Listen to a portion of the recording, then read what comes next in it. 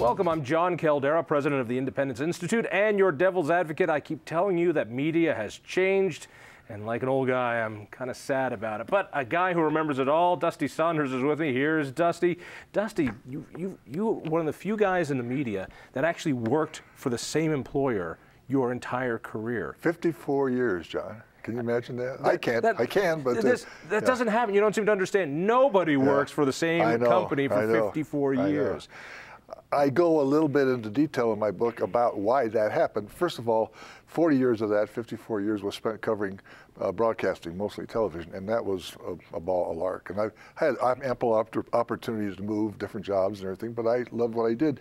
But when I started writing the book, I did a lot of self-examination, like, was this a security blanket for me? You know, 54 years was a long time because I grew up as an orphan without any siblings in Denver and had a little bit of a tough life growing up. So obviously there was some security involved. You know, when you're a kid all by yourself in the world, you kind of look around and say, gee, I better find something and hold on to it.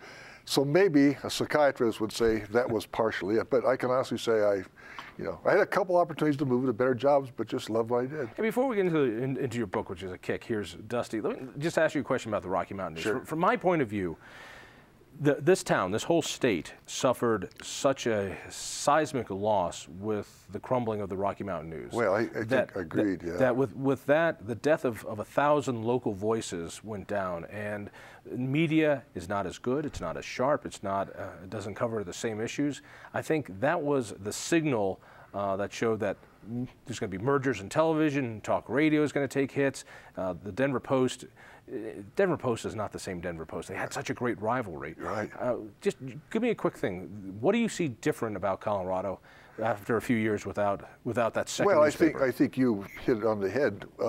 When you had two strong voices in the newspaper world, a counterpoint and a point, different perspectives on issues, sometimes the same perspective, but when you take away that competitive feel, because even after the JOA happened, I think 6 or 7 years before the Rocky folded, where the Denver newspaper agency kind of ran the advertising, circulation, promotion, there were two separate newsrooms, and if anything, the competition became more intense under that JOA than it had in the past, because newsrooms would say, okay, so we're basically hired by the same people, working with the same people, but we're going to show the news. We're going to scoop the Post. You betcha. No, we're going to get the Rocky Mountain Post was going to scoop the. Oh yeah. So there was an intense rivalry and just incredible amount of talent at both newspapers. What was your first job at the Rocky? I graduated from the University of Colorado in journalism school in the summer of '53.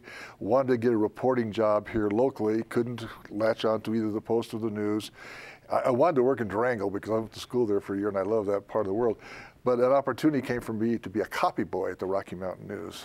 Now, a copy boy has kind of gone the way of the whooping crane, I guess. But explain to me copy boy, yeah. because copy boy is a guy who hung around the newsroom and he moved copy from desk to desk. Copy is most pieces of paper, right? Stories. You know, my story from the city side, you move it to the headline desk. Move stories from the wire, used to be 3 wire services in those days, to the wire desk and check on headlines. And as we talked earlier, probably one of the more important jobs is to sharpen pencils for editors and reporters and go down and get coffee. But it was a marvelous job because I learned a lot about the business. This was an era, of course, of hot metal. Composing rooms were fascinating places. When you say hot metal, you're talking about the plates that were actually the linotype machines. Right. The stories were created on linotype machines. It was before computers, and I hung around the press room and saw how the papers were printed and everything. So it was an education for me. And I was a copy boy for about 9 or 10 months and went down on the police beat. Well, what did you get paid? First beat, police beat. I'll tell you what I got paid as a copy boy. Yeah. $32.50 a week.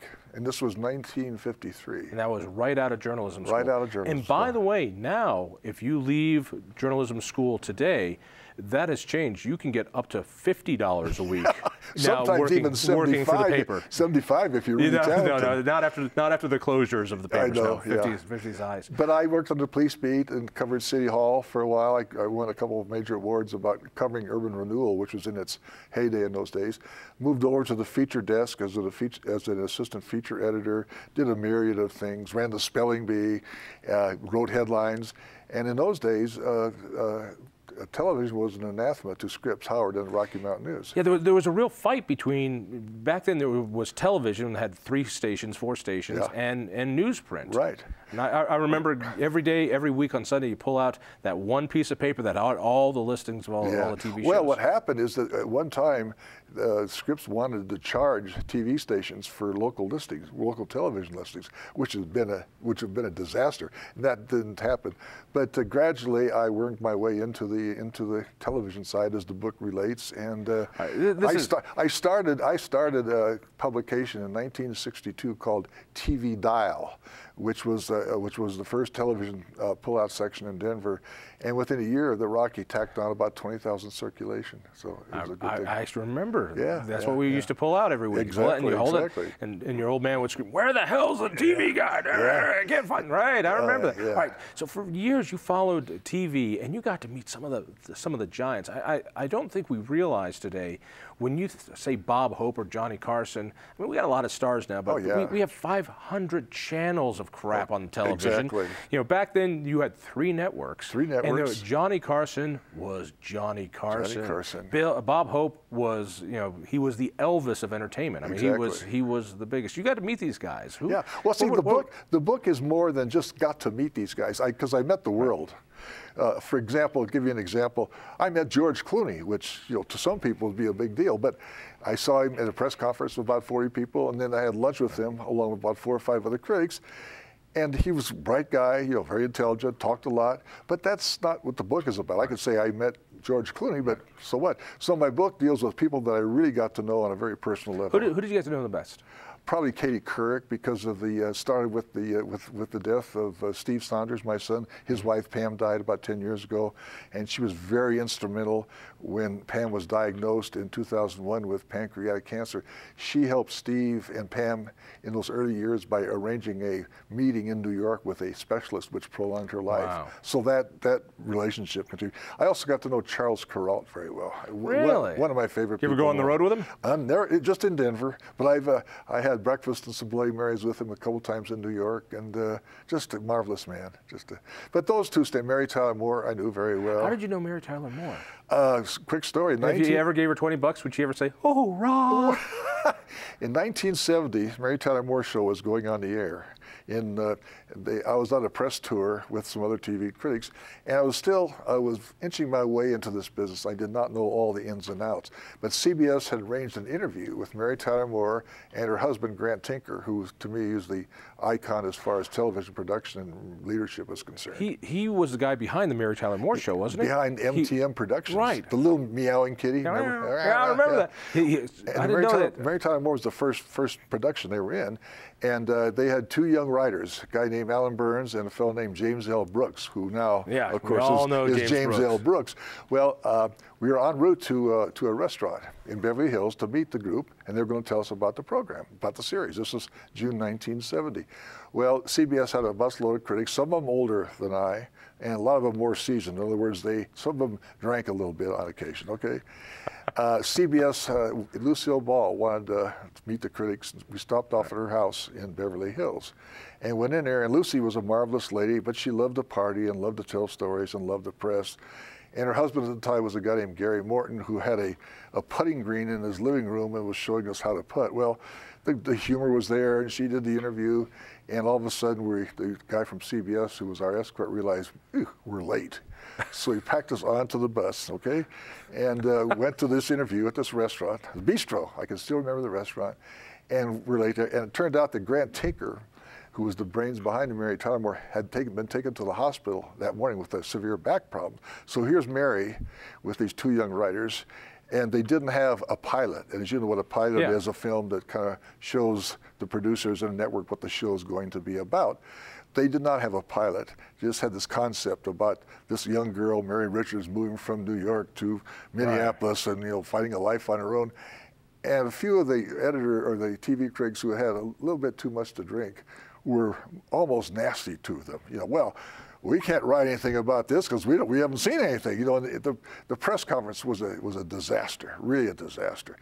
Show went on, as you may or may not recall. Oh, I was a big fan. For 7 years, 7 years it went on. It was an enormous hit. It quit on its own terms and everything. Okay, segue back to 1971, and CBS, the show was a hit, so CBS arranged a different kind of interview. The TV critics were in a hotel room, in a stage, and the whole cast of the Mary Tyler Moore Show was on the stage. Ed Asner and Phyllis, everybody was there. And Mary walked on the stage by herself with a little bit of a uppity, Yeah.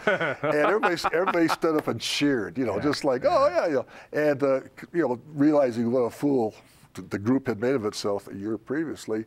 And one of the critics who had been particularly obnoxious stood up and said, Mary, picking up where we left off last year. But the final thing, which kind of involves me, which I think is kind of the good end of the story, I became pretty much of a power in the Television Critics Association. It's a national organization made up of TV critics, newspapers in Canada, the United States. And I served my term as president, and was always involved until I retired in the giving career achievement awards at our big banquets every summer. And in 2007, in the summer of 2007, I went out there and I gave the Career Achievement Award. Guess who I gave it to? Mary Tyler Moore. Oh, how fun. Yeah, so the book is full of stuff like that. It really is. And that type, you managed to hit it at a time where it was almost perfect. That media was something that was contained almost. You had 4 channels. One person could do it.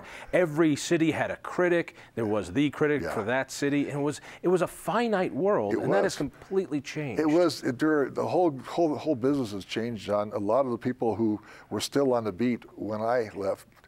I was a columnist. I was in the paper every day of the week and have reviews, interviews, commentary, the whole thing. And the TV column is a kind of a thing of the past. One other interesting aspect, though, I discovered is that I still get calls, people saying, well, why don't you write about this? Why don't you write about that? Well, I'm not in a position to write about that, write about this. Yeah.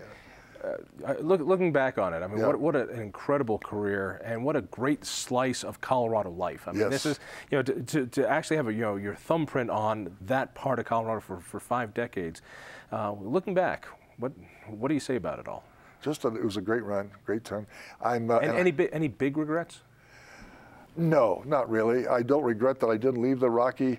I think I covered everything that was available to me. I never shied away from anything. I got a lot of national recognition in 2000 when the pit bull story ran. Yep. You remember that? I was the one who unearthed that and ran with it. Got a couple national awards, and no, I have no regrets whatsoever. You miss the business? Not the business that's there today, no. Yeah. One quick story, I don't know how I would fare in this world of tweets and Twitter. I am not into that world yet. I'm a computer guy. I can handle a computer and a cell phone and everything.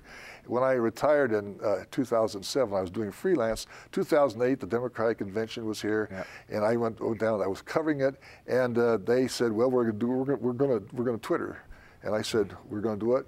Twitter. I said, no, I'm going to interview people and go home and do it on my computer. I did this marvelous piece on Katie Couric about the convention and everything, and that was the life. Dusty, thank you so much. Thank you, John. What an absolute. Here's Dusty. Be sure to pick it up. Stay tuned.